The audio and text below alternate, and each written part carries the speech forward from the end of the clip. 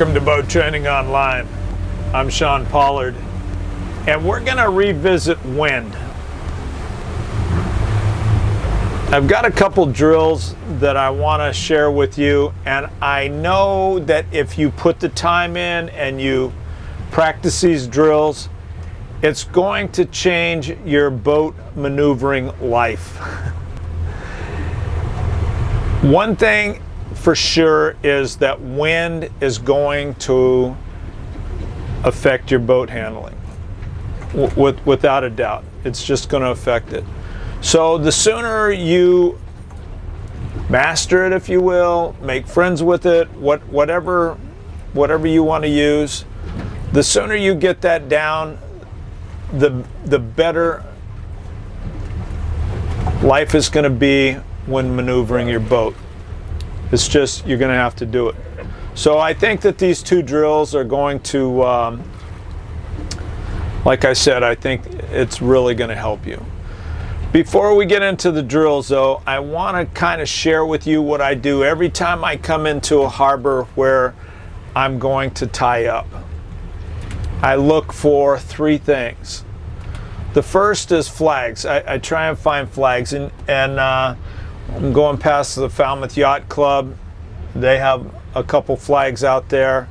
Flags are a great indicator because if all four corners are flying straight, you can get some wind velocity and direction.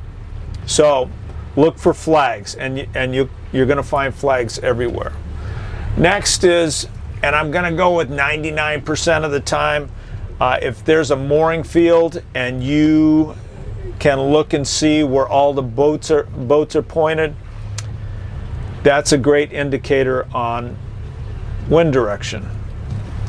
If they're kind of sliding back and forth, that's an indicator of velocity. The wind will catch one side and push it over and back and forth. I say 99% because if there's some current in there, the boats may be reacting to the current and not so much the wind. But again, that's a tale for you, that if all the flags are pointing in one direction and your mooring field is pointing in another direction, you've got current, and that's going to affect your docking as well. So mooring fields, great.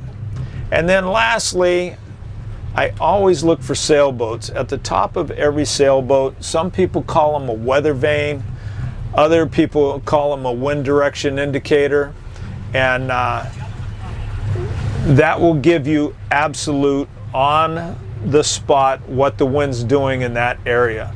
And obviously, where you're tying up, you want that kind of information. So that's what I do every time I come in someplace that I'm going to tie up. I look for flags, I look for a mooring field if I can, or boats on a mooring, and then on the top of sailboat masts, that wind direction indicator. And then you know what you're in for when you get there. Okay, so we're gonna do the drills. I want to start off on the whiteboard, and then we'll go out. I shot some footage a little while ago about doing these drills, so hopefully I can tie this whole video together. So we'll see you on the whiteboard. Okay, the first drill that I want to show you is, I call it chasing the mooring ball, because you're going to chase a mooring ball. I have been using this technique for years and years because it works so profoundly well. I guarantee that if you use this technique, if you put the time in, your relationship with wind is going to change dramatically. Not only that, but your relationship with your boat is going to change. All the turning happens at the back of the boat. And I know you guys are getting tired of hearing me say this, but it's the absolute truth. And what's going to happen here when you do this, you're figuring out what the wind's going to do to you, but you're also figuring out what you have to do with your boat to get it to go where you want it to go. Okay, let me line out the parameters. You're going to want to get downwind of the mooring ball. This is our mooring ball here. And the wind, you want to have the wind around 20 knots. If it's less than 20, you're really not going to get a whole lot out of it. You don't need to go out here in a hurricane. You know, if you can get 20, 25 knots, it's really, really going to be effective for you. The parameters. You just want to stay off this mooring ball. It's not, the concept is not hard. The actual doing is going to be challenging. So what's going to happen, you just want to station keep here. But the wind is going to take your bow. It's going to take your port bow and it's going to push you off. Well, all the turning happens at the back of the boat, so you're going to have to get your stern over here, but look what happens. Now the wind's hitting your starboard bow. So it's going to be this constant fight of trying to get over. You're going to be using your engines. Now I'm on a twin outboard boat. You got to do you, whatever your boat is. If you have twin screws, all the better. Twin outboards are going to be different than that. If you're a single screw boat, you can still do this drill. You're just going to be doing a lot of backing and filling. And man, I'm telling you, if you put the time into this, if you do this, you're going to really figure out how this boat operates, especially how it operates in wind. So when I was first starting out, you know, I started out on twin engines, and the handles were curved, old Morse controls. So if you put your forward starboard engine down, the bow is going to go to the port. Vice versa. If you click it back, the stern is going to go over to the port. Vice versa. The handles are still, they're 90 degrees, but the thing that I'm talking about here is still the same. I don't know if that helps you or not, but try that if you're not exactly sure which way the bow is going to go or which way the stern's going to go.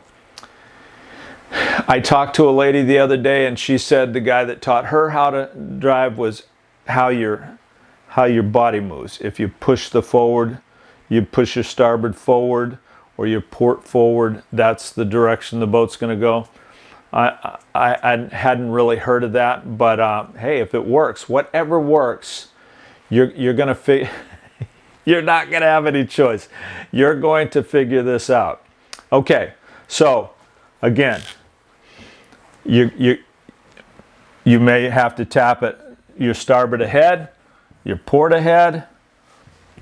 You're going to have to use your stern propulsion. You're going to have to back down. Whatever you have to do to make that boat stay in this position. You don't really want to fall way off, but you're going to. And you don't want to go over this. You're going to see me, the mooring ball is going to disappear over my bow, and that's not what you want either. But it's going to happen. Have fun with this. Don't get frustrated. Embrace the entire process and just have fun with it. And the more time you put into this drill, the more payoff you're going to get. I guarantee you. All right, let's go. Let's get back on the boat. I went out and purchased a weather vane for this video, and some of you guys are going to notice it's missing a fin. My dog got a hold of it in the back seat of my truck, and I couldn't find it. So anyway, the purpose of this is for you to be able to see what's actually going on. Right now I have a close-up. I'm going to zoom out in a second or two, but I wanted you to see what's going on. Obviously you can see that the wind has my port bow. The mooring ball disappeared off to the left, and now I'm trying to get it back over there. You're going to see some prop wash in the bottom left-hand corner, and that means I've got my engines in reverse, and the mooring ball should be popping up here pretty soon. Now the weather vane's saying that the wind's right off my bow. Okay, here's the zoom out, and it's going to be zoomed out for the rest of the video. You're going to be able to see me working the wheel, working the engines. I just did port ahead. I'm off to the left of the mooring ball, so that makes sense. If you look at the weather vane, I'm just about dead into the wind, and now the wind has got my port bow. Looks like I'm going with my starboard ahead. I must have some left rudder on it. But this is challenging, and it's fun. It's really going to, you should have fun. See, the mooring ball disappeared. That's not exactly what you want to do. Now I'm required to let the wind push me back a little bit, and the ball's staying right off my bow. A little bit of starboard side wind. Trying to correct that with some right rudder. Port engine ahead.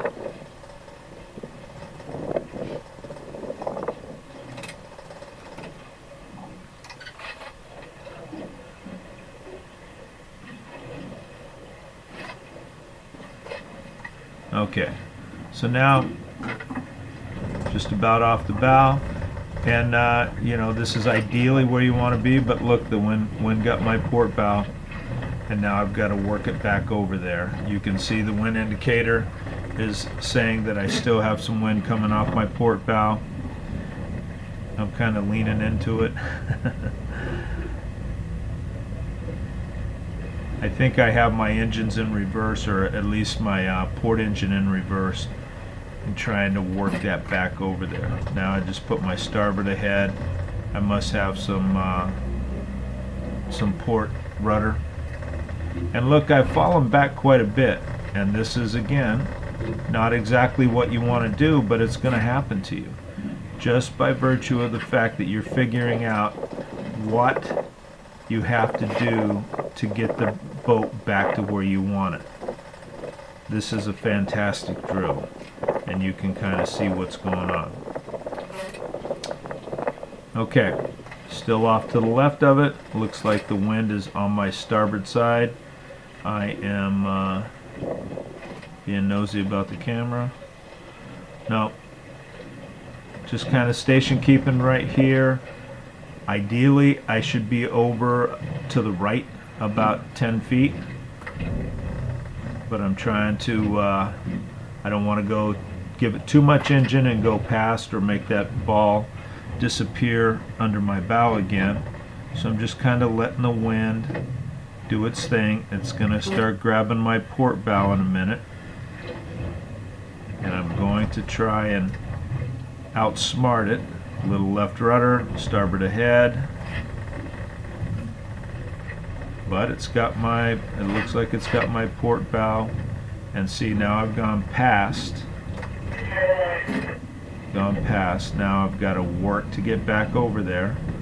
Looks like I'm probably backing down. I shifted my rudder. You can see that wind indicator saying fully that I'm getting wind off my port bow.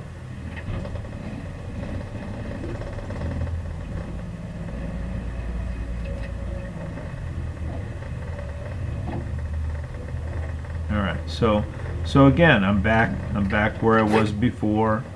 I'm a ways away from the ball, working my way up. Look at that wind indicator. Now it's coming off the starboard. It looks like I'm going to be almost back in the exact same spot I was. Let me just say this while we're here. If you notice, I picked a mooring ball where there really isn't much traffic. I want to focus on the drill. I don't want to focus on people running me over or watching out, you know, what they're doing.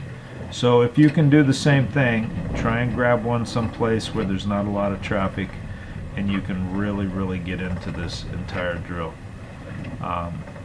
And again, I emphasize, don't get frustrated with this. You are going to be way ahead of the rest of the crowd just by spending a half an hour doing this whenever you've got a little bit of wind than everybody else. All right, I'll stop talking for a minute and we'll just watch.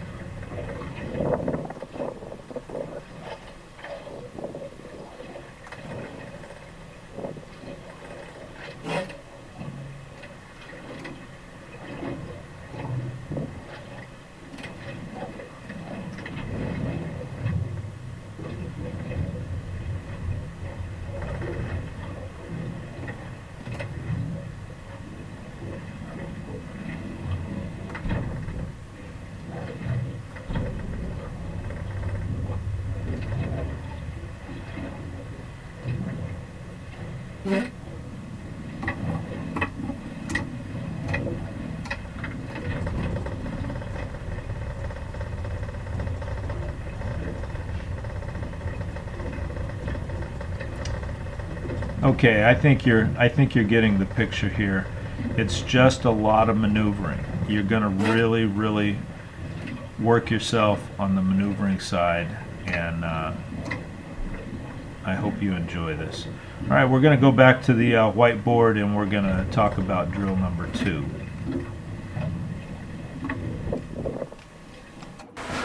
Okay, I hope you had fun with that first drill. That was 100% defensive. You're responding to what the wind is doing to you, and it's a fight. It's a struggle, and hopefully you got this down. And I completely encourage you to keep doing this. When there's a windy day, go out there and knock the rust off and get this down. If you're trying to teach one of your children, you're going to change their lives as far as dealing with wind if you have them do this drill. Okay, so now we're going to go on the offense. The wind, chasing the mooring ball, completely defensive. Now we're going to go on the offense, and here's where the magic happens. You just paid forward by doing the mooring ball, chasing the mooring ball. Now you know what the wind's going to do to you, and you're going to use that to your advantage. So here's, again, we have the wind coming, we're bowing to the wind, and we have, if you can find it, find a couple docks. In the video that I'm gonna show you, there's a couple houseboats, and I'm using the houseboats as a gauge on how to do this. I will also tell you that I'm having a little bit of trouble with my camera placements. I'm on this boat by myself and trying to get the video. I'm still ironing out the bugs, so you're gonna have to use a little bit of imagination taken from this whiteboard. So here's the parameters. Okay, you keep your bow into the wind, and you want to walk this boat back and forth. Now, doing this, chasing the mooring ball, you know that if the wind got your port bow, it was going to push you this way. And in order for you to get out of it, you had to get your stern around. What we were doing with the mooring ball was we were going back and forth. Here, we're going to use the wind to our advantage. We're going to let it have our port bow, and it's going to walk us over. And when we want to straighten up, then give it a little bit more of your port bow and straighten up until you walk it right to the dock. Ideally, pick out something here on the dock. It might be a cleat, it might be an electrical pedestal, whatever, but you want to keep, what I don't want you to do is do this number, okay? You should be just walking this. You've paid everything with the mooring ball drill. So now you know that if you're too far ahead, just let it sit there for a minute and it'll bring you down. You also know from the mooring ball drill is that if you give it a lot, if you let it have all of your port bow, it's going to be a big swoop in here. So just do little bitty bites. Let the wind have your port bow. Don't let it have your starboard bow unless you're coming over to this dock. And this is where I want you to practice. Pick out something stationary over here. Again, it might be a cleat, electrical pedestal, but just practice using the wind to your advantage. I can't tell you, you're just going to start laughing because everything's going to change. When you tie up your boat and you've got a little bit of wind, you're going to just start laughing to yourself. I am a much better boat driver if I have wind.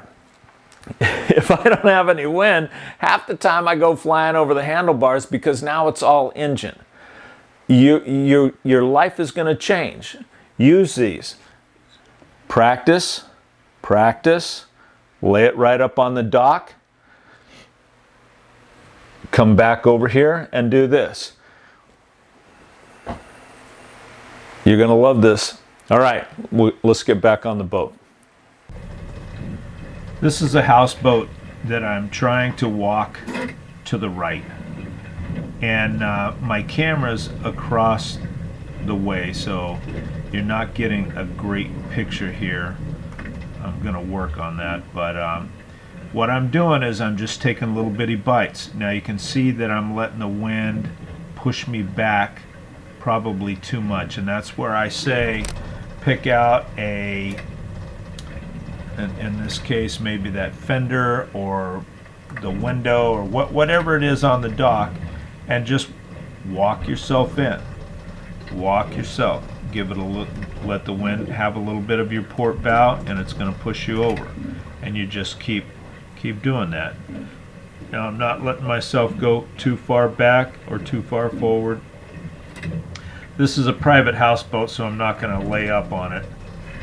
But this is we're going to walk the boat over to our port now. It's the exact same thing, except that we're going to let the wind have a little bite of our starboard bow, and it's going to push us over, and then we're going to straighten out.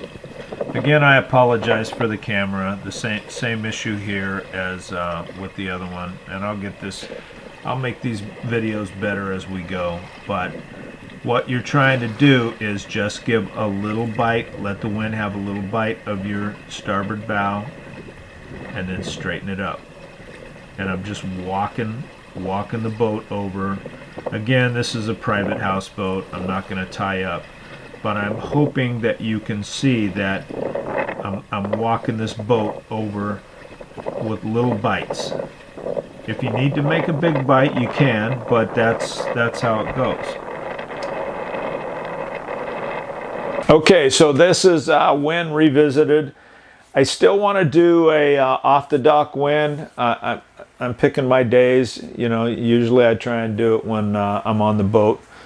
But I owe you that, and I'm gonna get that out to you.